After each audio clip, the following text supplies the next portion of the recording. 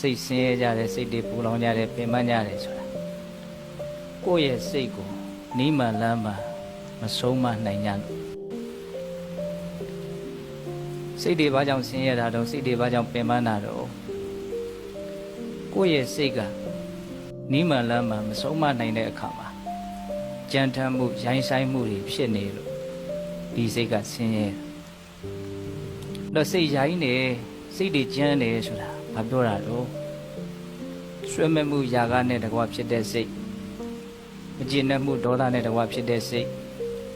အမှန်တရားကိုမသိမှုမောဟနဲ့တကွဖြစ်တဲ့စိတ်ဒီစိတ်တွေကိုဒါရိုင်းဆိုင်နေကြမ်းထမ်းနေလို့ပြောတယ်အလိုရမဲ့တွေတိတ်ကြီးလာရင်စိတ်ကရိုင်းနေပေါ့နော်မကျေနပ်မှုဒေါသတွေကြီးလာပြီဆိုရင်စိတ်ကရိုင်းနေမာနတွေမနာလိုမှုတွေဝန်တိုမှုတွေဒါတွေဖြစ်လာလို့ရှိရင်ဘုန်းတို့စိတ်ရိုင်းဆိုင်သွားတယ်ဆိုတာတတိချာချာစဉ်းစားကြည့်ရင်သိနိုင်စိတ်ကရိုင်းပြီဆိုလို့ရှိရင်မနောကအတွေးတွေကလည်းရိုင်းလာဝစီကအပြောတွေကလည်းရိုင်းလာ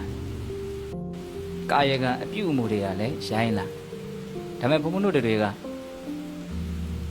ကာယကံမှုဝစီကံမှုတွေရိုင်းလာမှဒီလူတော်တော်ရိုင်းမှလားလို့သိရနော်အဲ့ဒီရိုင်းဆိုင်မှုရဲ့နောက်ွယ်ကနေကြိုးကန်ပြီးတော့အဓိကအကြောင်းတရားကြီးအဖြစ်နဲ့ဖန်တီးနေတဲ့စိတ်ရဲ့ရိုင်းဆိုင်မှုမမြင်ဘူးဟုတ်လားတကယ်တမ်းကအဲ့ဒီစိတ်တွေရိုင်းနေလို့ဘုန်းတို့ရဲ့စိတ်ကမချမ်းသာအဲ့ဒါကိုနိမန်လမ်းမှာဘုန်းတို့တွေကလူချင်းမမောစရာအာယုန်နဲ့တွေ့တဲ့အခါမှာကိုယ့်ရဲ့စိတ်ကိုຢာကမဖြစ်အောင်ဆုံးမပဲ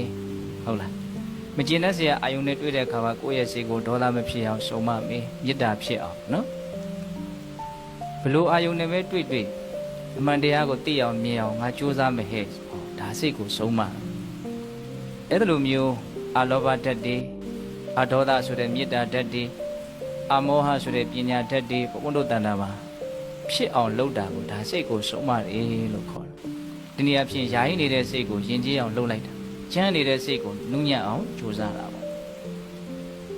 အဲ့လိုကြိုးစားနိုင်တာနဲ့မြတ်ဘုန်းတို့ရဲ့စိတ်ဟာတဖြည်းဖြည်းနဲ့ဆင်းရဲဒုက္ခနေပါပြီးတော့ချမ်းသာမှုရတယ်ဒါမြတ်စွာဘုရားက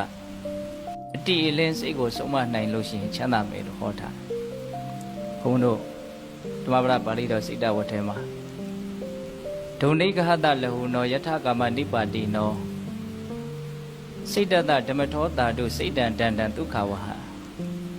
တချို့ဒီကဒါလေးရလိမ့်မယ်နော်ဒုံနိဂဟတနှိမ်နှင်းမှုရခဲရင်သောလဟုနောအလွန်မြန်ဆန်သောသဘောရှိသောယထကာမနိပါတိနောလူရှိရာအာယုန်တို့သို့ကြာရောက်ခြင်းတိုင်းကြာရောက်တတ်တဲ့သဘောရှိသောစိတ်ရဲ့သဘောလေးကိုမြတ်စွာဘုရား၃မျိုးပြောစိတ်ဆိုတာနှိမ်နှင်းဖို့ခက်တယ်ဆုံးမဖို့ခက်တယ်အလွန်လည်းမြန်ဆန်တဲ့သဘောရှိတယ်ရောက်ချင်တဲ့နေရာကိုစီးမရှိကံမရှိရောက်သွားတတ်တဲ့သဘောလည်းရှိနှိမ်နှင်းဖို့ခက်လွန်းလို့ဒီစိတ်ကိုမနှိမ်နှင်းမဲနဲ့ပြစ်ထားမယ်ဆိုရင်တော့သူကကောင်းနိုင်ပေါ်ရမရှိ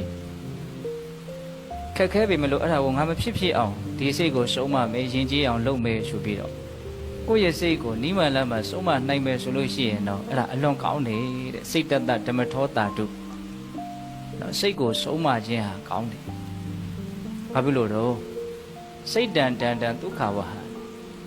တန်တန်ဆုံးမသဖြင့်ယဉ်ကျေးသောစိတ်တန်စိတ်သည်ဒုက္ခဝဟချမ်းသာဒုက္ခကိုပေးနိုင်တယ်